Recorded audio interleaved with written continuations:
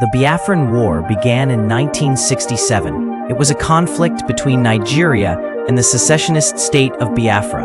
The Igbo people sought independence due to ethnic tensions. The war led to significant military confrontations. Millions of people were displaced during the conflict. Famine struck Biafra, leading to widespread suffering. International aid was crucial for survival. Attempts at peace negotiations were made, but failed. The war officially ended in 1970. Biafra was reintegrated into Nigeria. The Igbo people showed remarkable resilience. Today, there is a cultural revival among the Igbo. Nigeria continues to face challenges related to this history, causing immense suffering. Cities were devastated, and lives were lost. Millions became refugees, seeking safety and food. The Nigerian government struggled to address the crisis. Today, many cities still face neglect and poverty. Citizens demand better governance and support. Biafra's culture remains resilient despite challenges. Efforts are underway to rebuild and heal the wounds. Together, they strive for a brighter future. Before colonial rule, Nigeria was a land of many nations, the Igbo, Yoruba, Hausa Fulani, and several others, each with distinct cultures and systems of governance. But in 1914, the British merged these diverse groups into one country called Nigeria. What seemed like a simple administrative decision planted seeds of tension. Despite gaining independence in 1960, Nigeria struggled to unite these different groups under one political structure. After independence, political disagreements deepened. Then came the events of 1966, the coup by some young military officers, followed by a violent counter-coup. The aftermath was tragic. Thousands of Igbo people living in the northern region were killed in widespread violence. Fear spread everywhere. The eastern region, led by Lieutenant Colonel Olodum Oyulichiobal Ukariu, demanded safety and a restructuring of Nigeria. Negotiations failed, and on May 30th, 1967, Ukariu declared the eastern region the independent Republic of Biafra. In the heart of Biafra, where the red dust met the unforgiving sun, the rhythm of life was dictated by scarcity. It was 1968, and the world outside had clamped shut, but inside, a different kind of furnace was burning, the fire of Igbo ingenuity. Meet Nkechi, a former physics student from the University of Ibadan, now working not with theoretical constants, but with scrap metal and sheer necessity. She, and a collective of other brilliant minds, engineers, mechanics, and teachers, had been dubbed the Biafran Scientific Organization. Their mission was impossible, to defend a nation with what could be scavenged.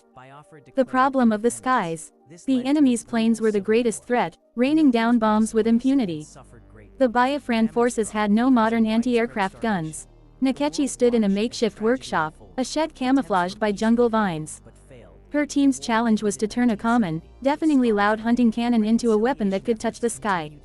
The original cannon, while powerful, was slow to load and couldn't elevate beyond a 45-degree angle. The solution? Nkechi pointed to two discarded lorry axles and a broken gearbox from a German-made car. The elevation. Using the lorry axles and a bicycle chain, a mechanism was designed that allowed the cannon to pivot vertically. An old student of architecture, Ifeanyi, calculated the perfect counterbalance using concrete weights cast in repurposed oil drums. The ammunition. The existing shell casings were limited. So, a chemistry professor, Dr. Obiahulu, developed a process to refine raw sulfur and potassium nitrate, mixing it with fine charcoal and packing it into newly forged steel casings, effectively creating their own domesticated gunpowder.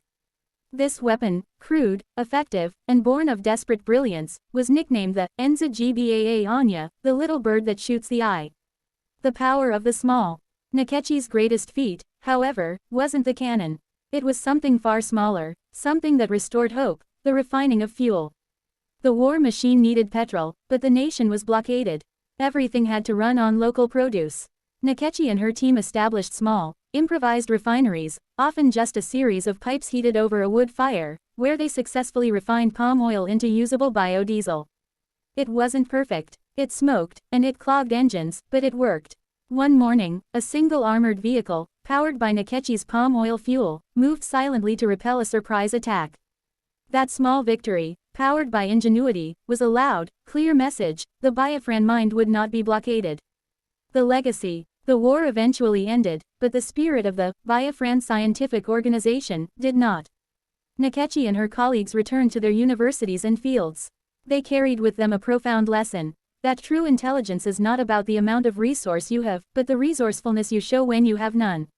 This is why, to this day, the Igbo people are celebrated globally as masters of enterprise, education, and innovation.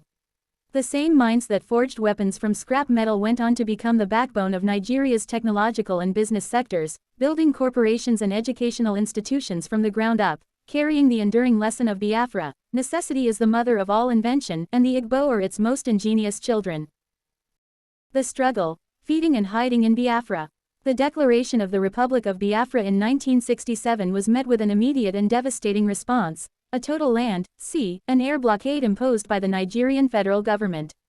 This was not just a military tactic, it was a deliberate policy to choke the new nation into submission by creating a famine. The fight for survival began the moment the borders closed. Fork and knife with plate, the battle for food. The pre-war Biafran economy was disrupted overnight. People were forced out of their richest farmlands by advancing federal troops, leading to a massive refugee crisis in a rapidly shrinking, overpopulated inland enclave. The famine. Traditional staple crops like yams and cassava became scarce. Protein-rich foods like dried fish, milk, and meat vanished. Malnutrition, particularly kwashiorkor protein deficiency, turned children's hair orange and their bellies bloated, a tragic sight that soon became the international symbol of the war.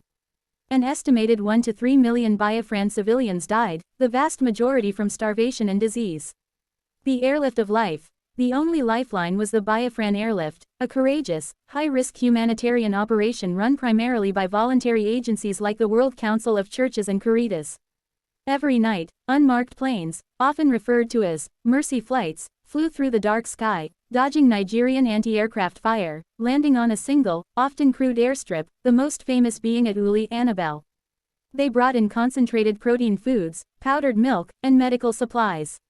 This aid was often the only thing keeping the population alive, delivered by brave pilots who risked their lives nightly. Local survival. Resourcefulness was key. Biafrans innovated. They adapted to consume wild plants and animals previously ignored, developed new planting techniques in unsuitable soil, and found ways to grind down materials to stretch what little food they had. They truly ate what they could find, in a desperate attempt to fend off hunger. Shedding tree, the art of hiding. As the federal forces advanced, towns and villages were captured, forcing millions to become refugees. Hiding was a constant, terrifying necessity. Retreat into the bush. People fled to the thick hardwood forests, mangrove swamps, and dense interior bush, areas considered unsuitable for settlement before the war. They built makeshift, temporary shanty houses under tree shades or in hidden clearings to escape the immediate threat of soldiers and bombing. Air raid drills. The federal forces had air superiority, and their MiG fighters and Ilyushin bombers were a terrifying threat. When the sound of planes approached, the air raid signal would send everyone scrambling for cover. Families would quickly run into the bush, into prepared trenches, or under anything that could offer a semblance of protection, staying hidden for hours until the threat passed. Secret movements. All essential movement, including the transportation of relief materials from the Uli airstrip, had to happen under the cover of darkness. Trucks would drive without lights or with heavily shielded lamps to avoid detection, distributing supplies to missions and feeding centers.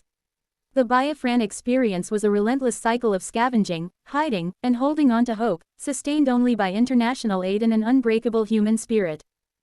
The declaration was followed by one of Africa's most devastating wars. Nigeria launched military action, insisting the country must remain united. The war lasted from 1967 to 1970. Biafra faced intense military pressure, food shortages, and a total blockade. The world saw haunting images of starving children, creating global sympathy for the Biafran people. Despite limited resources, Biafra fought with resilience, developing local weapons like the Ogbunigwe and running one of the largest humanitarian airlifts in history. But the human cost was enormous. By late 1969, Biafra's territory was shrinking. On January 15, 1970, Biafra announced it could no longer continue. General Yakubu Gowon responded with the famous words, "No victor, no vanquished." He called for reconciliation, but the emotional and physical scars of the war would take generations to heal. Today, more than 50 years later, Biafra remains a powerful symbol.